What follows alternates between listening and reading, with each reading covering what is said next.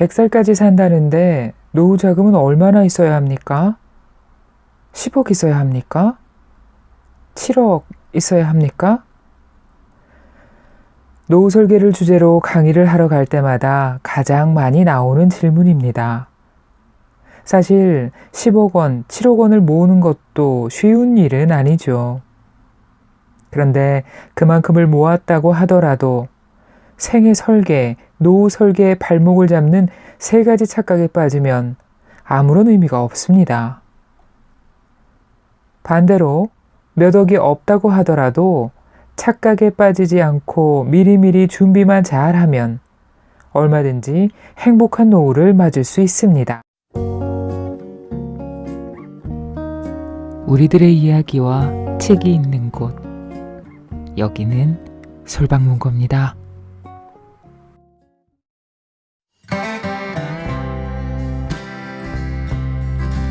어서오세요. 여기는 솔방문고, 저는 박솔입니다. 잘 있었어요? 오늘도 책 읽어보겠습니다. 오늘은 노후 준비에 관한 얘기입니다. 여러분의 노후 준비는 잘 되고 있나요? 아직 멀었다고요? 아니요. 시간이요. 진짜 금방 가요. 저도 제가 이렇게 나이 많이 먹을 줄 몰랐거든요.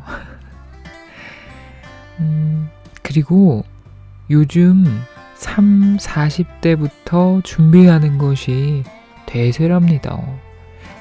지난 시간에 돈의 속성에 대해서 읽었는데 돈 얘기와 때려야 뗄 수 없는 노후 대비 이야기 오늘은 좀 해보겠습니다. 책 제목이 이렇네요. 50부터는 노후 걱정 없이 살아야 한다. 어떡해요? 강창희, 고재량 작가의 글이고요. 포레스트 북스에서 출판됐습니다. 작가 두 분 다 경제학과를 나오셨고요. 강창희 작가는 48년 동안 금융투자업에 몸담고 계시답니다. 저자는 수많은 강의와 연구 활동을 통해서 노후에 어떻게 하면 경제적으로 풍요로운 삶을 살 수 있는지 친절히 소개하고 계시답니다. 서점에 갔더니 베스트셀러 자리에서 내려오질 않더군요. 자리를 놓치지 않더라고요. 고령화 시대에 아무래도 큰 화두가 되는 이야기가 확실합니다. 그쵸? 핫한 키워드 파이어족이라는 말도 있지 않습니까? 40대부터 후반 인생을 설계하시는 분들, 자산 관리를 시작하시는 분들도 많고요. 아예 그 나이에 퇴직을 해서 살 것이다 이렇게 얘기하시는 분들도 많습니다. 저는 아무 준비가 되어 있지 않지만 그래도 하나씩 읽으면서 제 처지에 맞는 준비가 뭐가 있는지 살펴봐야겠습니다. 앞부분은 노후 준비는 되도록이면 일찍 해야 되는 여러 가지 상황들, 이유들 이런 것들이 적혀 있고요. 또 뒷부분은 유용한 실전 방안들이 제시되어 있습니다. 경제에 조금이라도 관심이 있으신 분들은 개념 정리도 팍팍 되실 것 같고 또 자신의 형편에 맞게 여러 가지 아이디어를 얻으실 수도 있을 것 같아요. 작가는 그랬으면 한다고 적기도 했습니다. 그러면 낭독으로 들어가 볼게요.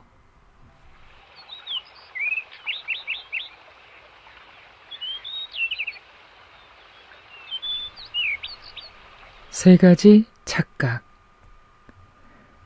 첫 번째, 많은 분들이 인생에 80 이후는 없는 것으로 알고 있다는 것입니다. 노후 계획을 어느 정도 세워 놓았다는 분들을 보더라도 80세 이후를 생각하는 사람은 거의 보지 못했습니다. 그런데 혹시 재수 없으면 120살까지 산다라는 말을 들어보신 적 없으십니까? 우스갯소리긴 하지만 120살까지 무엇을 하고 무엇을 먹고 살 것인지 생각해 보면 끔찍합니다. 두 번째, 죽음이라고 하는 것이 어느 날 갑자기 조용히 오는 것으로 알고 있다는 겁니다. 하지만 그렇지 않죠? 저희 어머니는 3년 전에 향년 92세로 돌아가셨습니다. 돌아가시기 전에 3년 정도 앓으셨고요. 많은 사람이 100살 가까이 살면서 짧게는 2, 3년, 길게는 10년 정도를 앓으면서 돈 문제나 외로움 등으로 고생하다가 세상을 떠납니다. 저는 제 어머니를 보면서 자기 발로 화장실만 다니다가 세상 떠나도 얼마나 좋을까 하는 생각을 한 적이 있습니다. 이것은 인간의 존엄과 관련된 문제입니다. 그 다음 세 번째 착각인데 저는 이 세 번째가 가장 큰 문제라고 생각합니다. 아직도 자녀가 자신의 노후 대책이라고 생각해서 자녀에게 있는 돈 없는 돈 다 퍼주고 노년에 쪽방에서 사는 사람이 의외로 많습니다. 이것을 자녀 리스크라고 합니다. 자녀 리스크에 걸리면 돈이 몇억 원이 있다고 한들 아무런 의미가 없습니다. 퇴직하고 나면 늦는다. 요즘은 퇴직 후 삶에 대해서 미리미리 생각하는 사람이 많고 일찍부터 준비해 나가는 사람도 많습니다. 제가 공무원 연금공단에서 퇴직 예정인 공무원들을 대상으로 강의를 몇 번 한 적이 있습니다. 앞서도 잠깐 언급했지만 한 번은 강의가 끝나자 어떤 분이 공단 측에 다음과 같은 항의를 했다고 하더군요. 이런 교육을 10년쯤 전에 아내와 같이 듣게 해줬어야지 지금 혼자 와서 듣고 어쩌라는 겁니까? 내일 모레 퇴직인데 언제 준비할 것이며 집안의 고난은 아내가 다 가지고 있는데 아내를 어떻게 설득하라는 거냐고요. 공단으로부터 그 말을 전해 듣고 보니 정말 그렇겠다는 생각이 들었습니다. 퇴직하고 나면 이미 늦었다고 할 수 있습니다. 그때는 주어진 환경에 맞춰서 사는 방법밖에 없습니다. 퇴직하기 10년 또는 20년 전부터 이런 문제를 생각해 보고 부부가 같이 제대로 된 교육을 받아서 공통된 인식, 소신을 갖고 미리미리 준비를 해야만 하죠. 그래서 많은 분들께 제 강의 내용을 소개하고 싶어서 이렇게 책을 쓰기로 한 겁니다.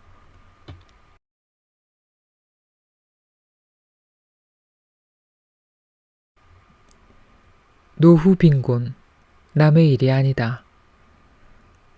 일본, 노후 파산 인구 200만 명. 몇 년 전 일본의 국영방송 NHK에서 노후 파산 특집이라는 프로그램을 방송한 적이 있습니다. 이 방송이 나간 뒤 일본에선 난리가 났습니다. 그 내용이 책으로 쓰여서 우리나라에서도 번역 출판됐는데 그 책을 읽은 분들이 공포감을 느꼈다고들 하더군요. 저는 일본에서 근무를 오래 했기 때문에 일본 사정을 좀 안다고 생각했었습니다. 일본은 노인들에게는 천국이고 젊은 사람들에게는 지옥인 나라라고 생각했어요. 왜냐하면 일본의 노인들은 고도 성장기에 직장 생활을 해서 60까지는 잘릴 염려가 없었기 때문입니다. 또 경제가 한창 성장하는 시기였기에 돈을 빌려서라도 땅 사고 집 사고 주식을 사면 가격이 상승하여 재산을 모을 수 있었습니다.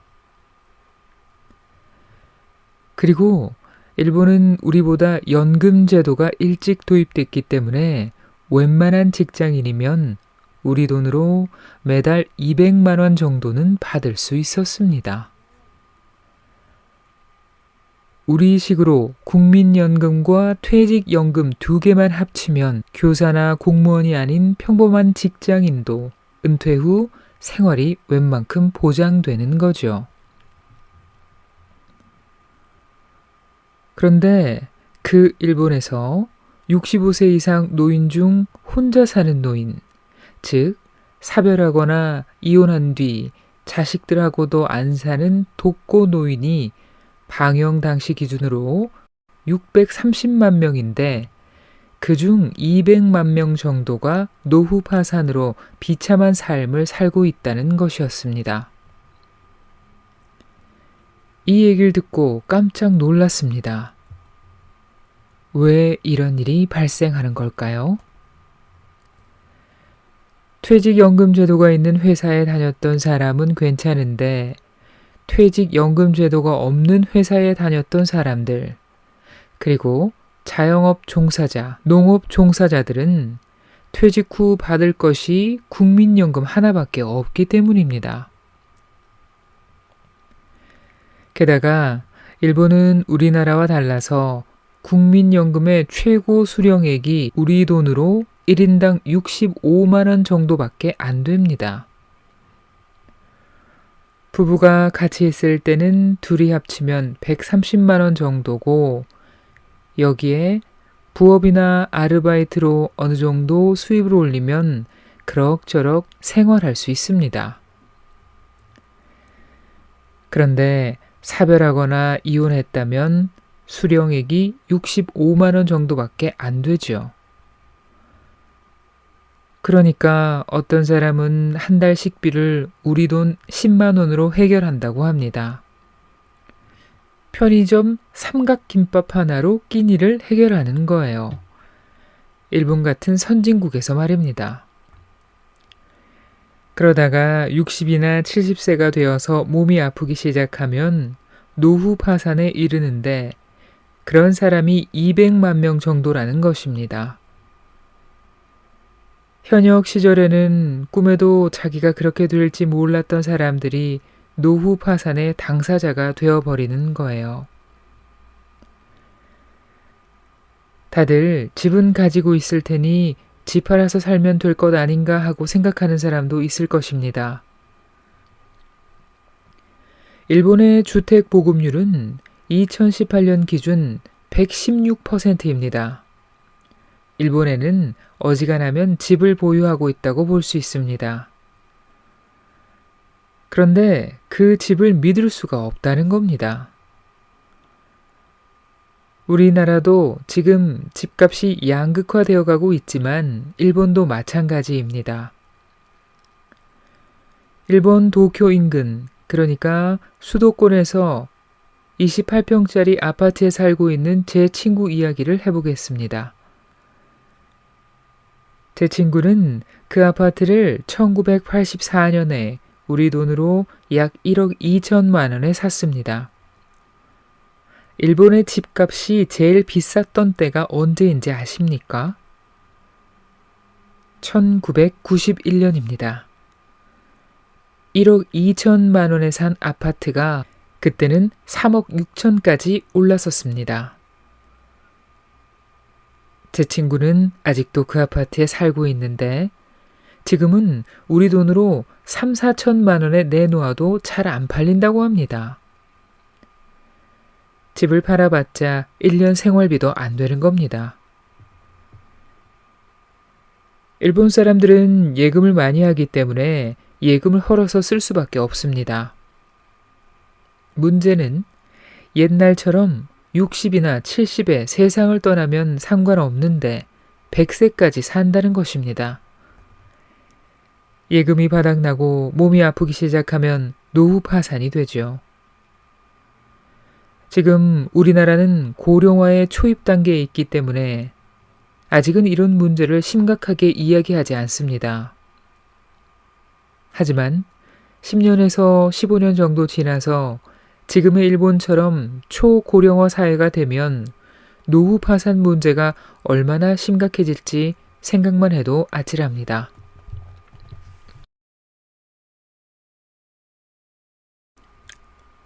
홀로 사는 노후가 보편화되고 있다. 앞에서 일본의 노후 파산 이야기를 하면서 노후에 혼자가 되면 파산의 가능성이 커진다는 말씀을 드렸습니다. 그런데 우리나라에는 일본보다 더 빠른 속도로 싱글의 시대가 오고 있습니다. 실제로 주변을 봐도 홀로 사는 노인분들이 드물지 않죠?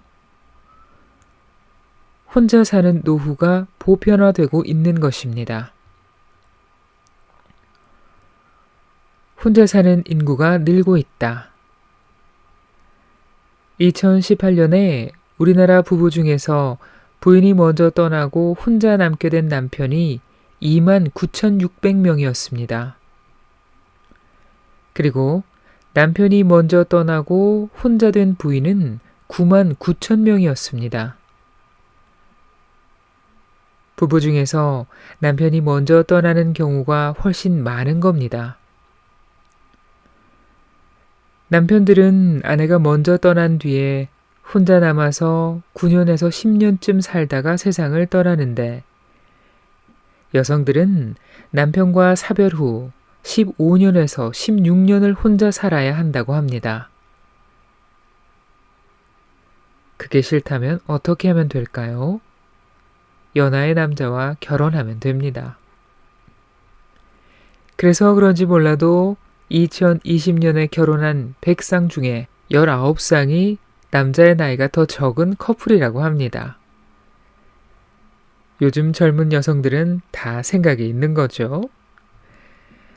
저는 미혼 여성들에게 농담 반 진담 반으로 남편은 회사에서 고르지 말고 고등학교 앞에 가서 고르라고 이야기합니다. 그래야 노후에 혼자 사는 기간을 줄일 수 있으니까요. 아니면 혼자 살 준비를 단단히 하는 수밖에 없습니다. 요즘은 또 돌아온 싱글, 일명 돌싱이 유행입니다.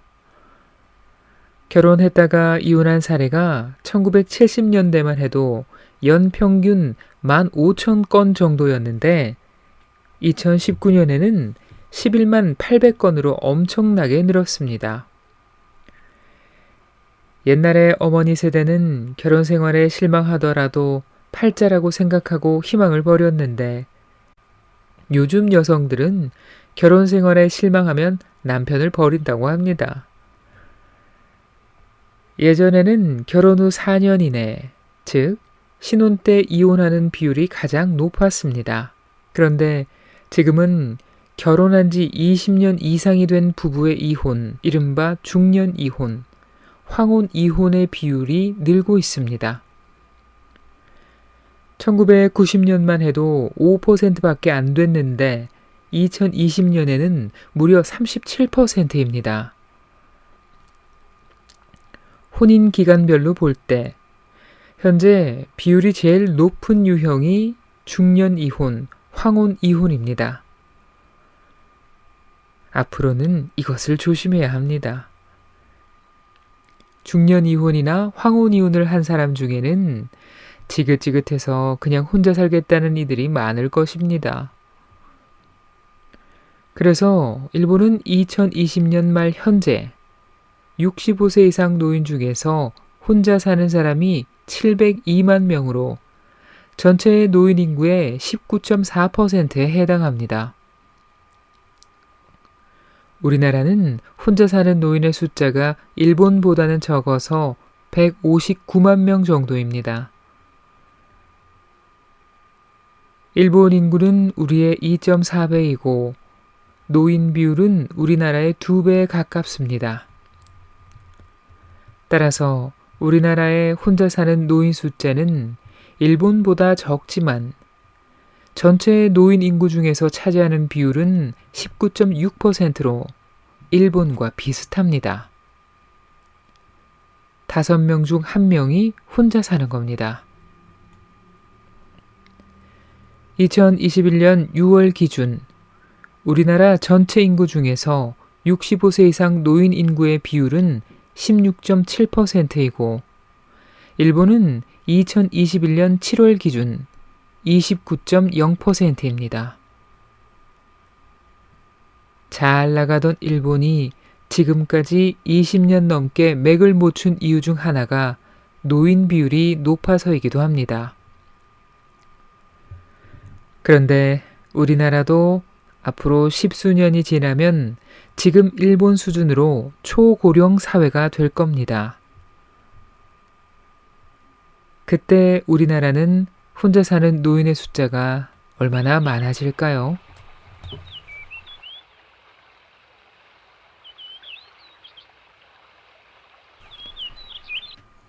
증가하는 생애 미혼율.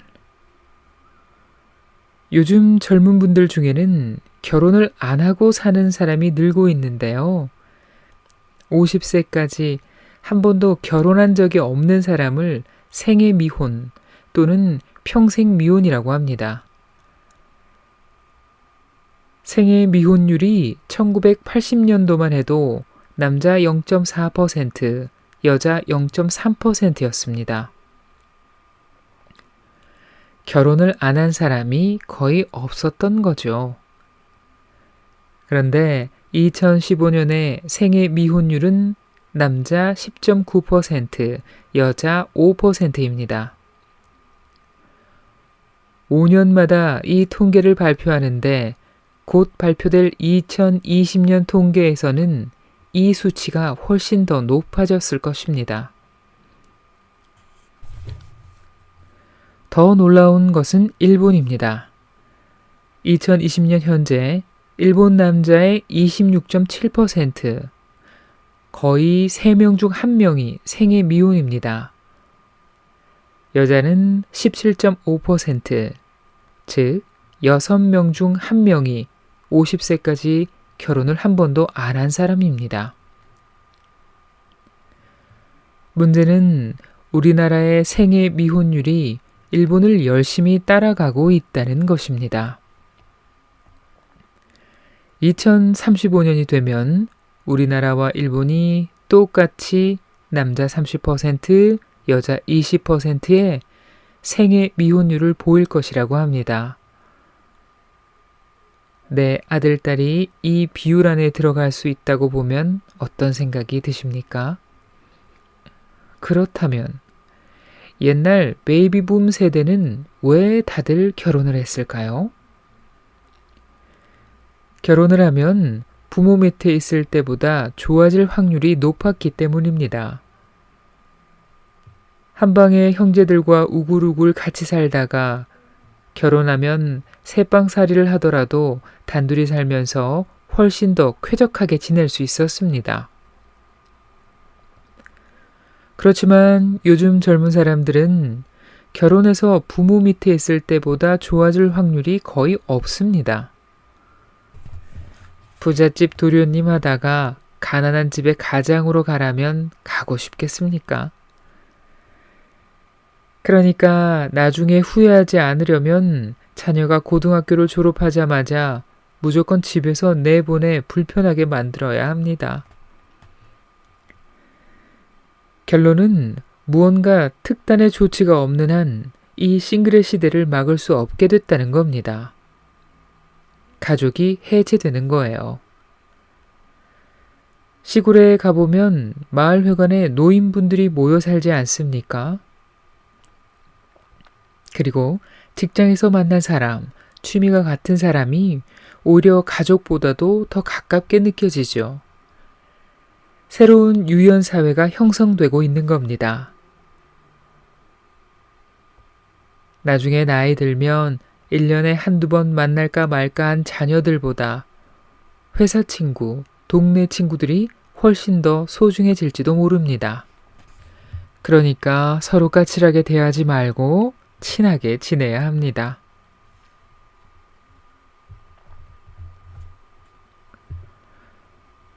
(1인) 가구 비율 32%.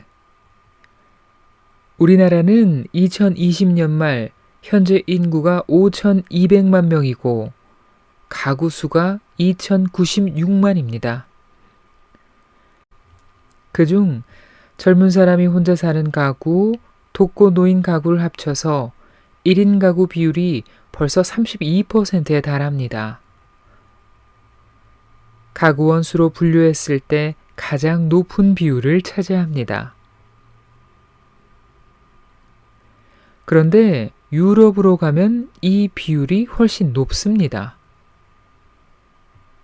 스웨덴은 전국 평균이 57%이고 수도 스톡홀름으로 한정되면 60%가 넘는다고 합니다. 정말 많은 사람이 그냥 혼자 사는 겁니다. 그러면 스웨덴은 우리보다도 더 우울하고 불행한 나라일까요? 아닙니다. 스웨덴은 세계에서 7번째로 행복한 나라라고 합니다. 왜 그럴까요? 우선 연금이 발달해서 혼자 살더라도 먹고 살 걱정이 없기 때문입니다. 또 혼자 살더라도 외롭지 않도록 지역사회, 새로운 유연사회에서 행복을 찾는 방법을 미리미리 준비했기 때문이기도 합니다. 우리나라도 점점 홀로 사는 삶이 보편화되고 있는 만큼 나는 어떻게 대응할 것인가를 심각하게 생각해보고 대책을 세워야 할 것입니다. 십수년 전에 일본에서 서점에 갔을 때 싱글의 시대에 관한 책들이 쫙 깔려있는 것을 보고 놀란 적이 있습니다. 그때만 해도 정말 별별 책이 다 있다는 생각을 했습니다. 그런데 이것이 이제는 비단 일본만의 이야기가 아닙니다. 얼마 전에 책을 한 권 써서 책이 잘 팔리는지 확인하려고 시내 대형 서점에 가봤습니다.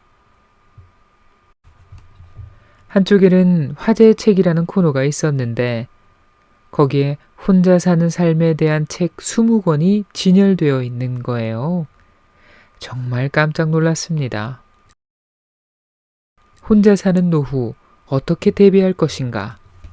혼자 사는 노후 두렵지 않다. 혼자 사는 노후 즐겁게 사는 방법 같은 제목들이었는데 정말 희한한 제목 하나를 발견했습니다.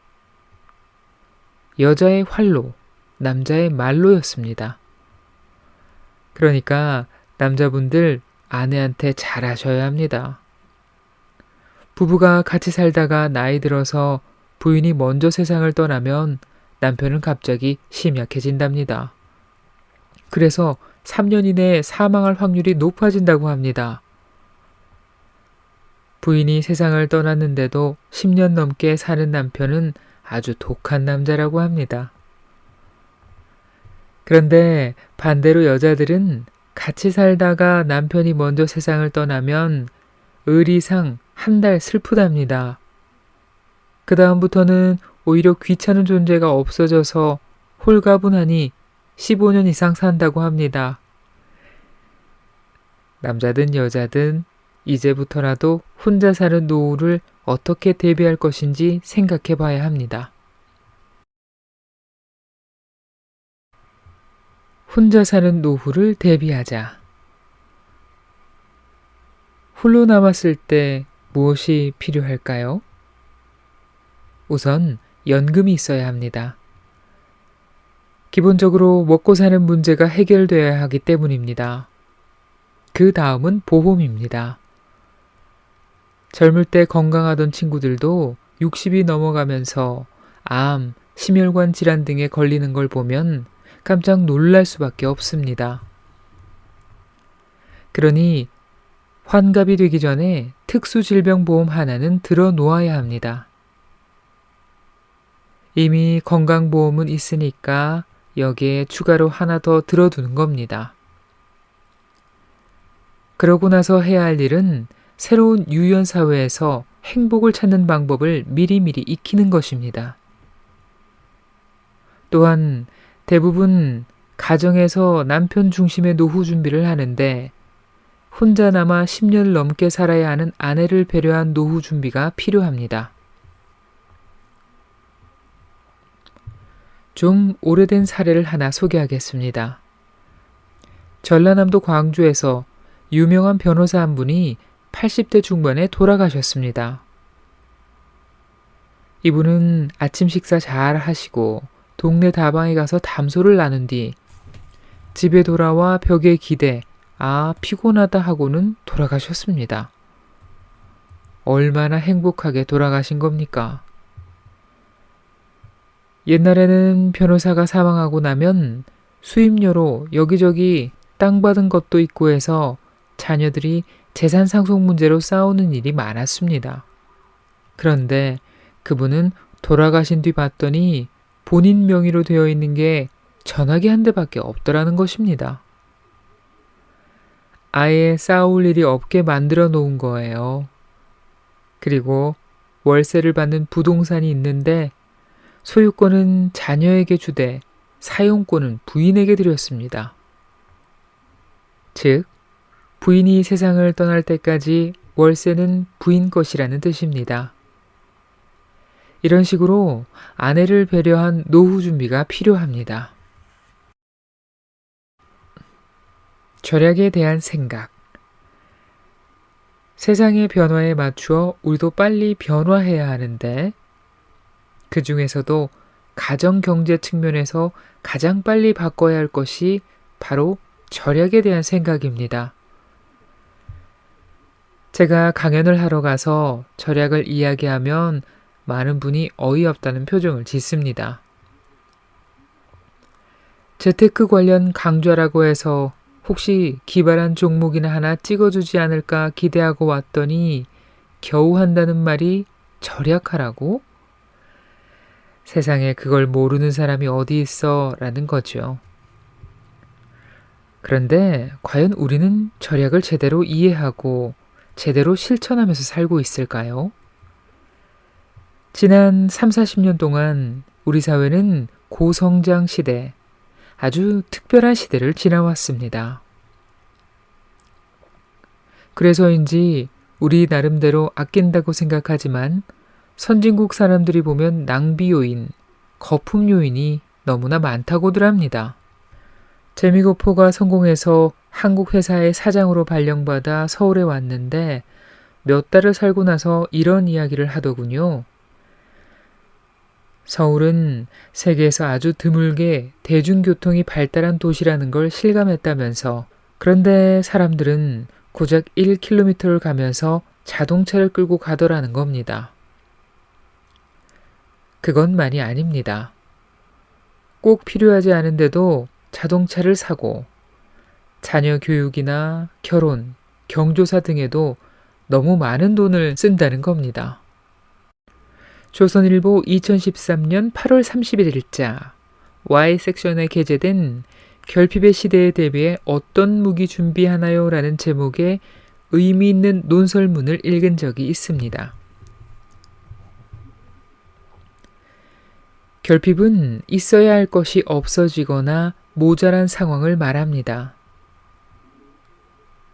고도성장 시대에는 이 있어야 할 것의 기준이 높아도 괜찮습니다. 결핍은 있어야 할 것이 없어지거나 모자란 상황을 말합니다. 고도성장 시대에는 이 있어야 할 것의 기준이 높아도 괜찮습니다. 성취할 기회가 많았으니까요. 하지만 성취의 기회가 적고 평준화하는 저성장 시대에는 있어야 할 것의 기준이 높을수록 좌절하고 불행해질 확률이 높아집니다. 그래서 요즘 생각이 있는 부모들은 다른 것보다도 자기 애들에게 결핍에 적응하는 방식을 가르치고 있다고 합니다. 제가 3년 전에 어느 모임에 갔는데 유명한 교수님이 제 옆에 앉아 있었습니다. 그분의 외동딸이 그해 봄에 대학을 졸업했는데 그때까지 취업을 못했다는 것입니다. 괜찮은 대학을 졸업했으니 교수님의 인지도를 이용해 어디 한번 부탁하면 안 될 것도 없는데 어떻게 해서든 네 힘으로 들어가라고 하셨다고 합니다. 딸이 용돈이 궁한 것 같은데 돈도 있고 주고 싶은 마음도 굴뚝 같지만 참고 참는다는 것이었습니다. 결핍에 적응하는 방식을 가르치기 위해서 말이죠. 한 달에 10만 원 쓰던 사람이 9만 원을 쓰면 10% 절약한 겁니다. 고성장 고금리 시대에는 그까짓 거 주식 사서 부동산 사서 수익 내면 되는 거지라고 생각할 수 있습니다. 그러나 저성장 저금리 시대에는 이런 일들이 마음대로 되지 않습니다. 십수년 전 일본의 서점에 갔는데요. 절약에 관한 책들이 쫙 깔려 있는 걸 보고 돈 버는 방법을 가르쳐 주는 책은 없고 쪼잔하게 웬 절약이야 이런 생각을 했습니다. 그런데 지금 시내 서점에 한번 들러보세요. 우리나라 서점에도 여자의 습관, 우아하게 가난해지는 법, 초절약 살림법 등 절약을 이야기하는 책들이 아주 많습니다. 저성장 시대인 만큼 가면 갈수록 절약의 중요성이 커질 것이며 작정하고 아끼지 않으면 노후가 위태로워질지도 모릅니다.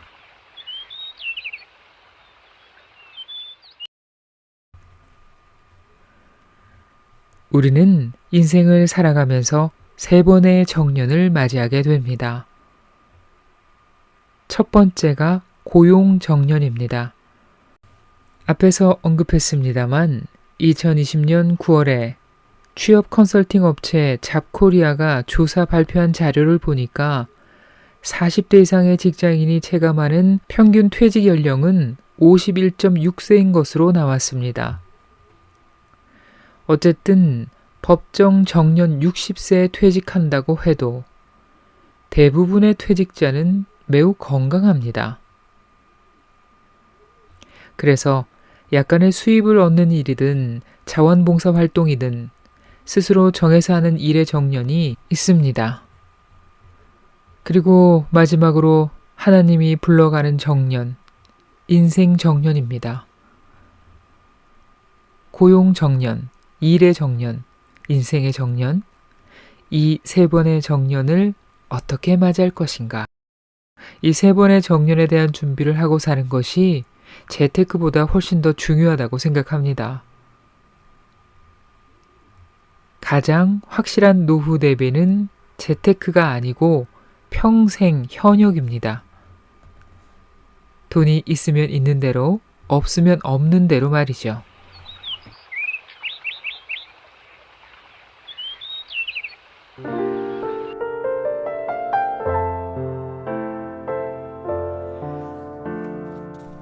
네, 낭독을 들으셨습니다.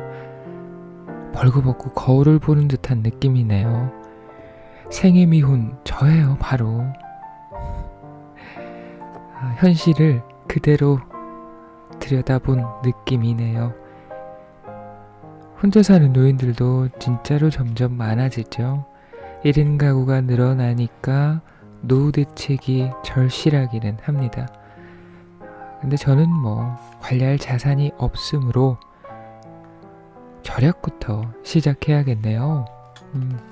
내 기준에서, 내 상황에서 할 수 있는 작은 일부터 시작하면 그게 노후 대비죠. 그렇죠? 대단한 완성된 형태의 노후 대비라는 건 없잖아요. 자기 상황에 맞게 할 수 있는 것부터 시작하는 게 중요한 것 같습니다.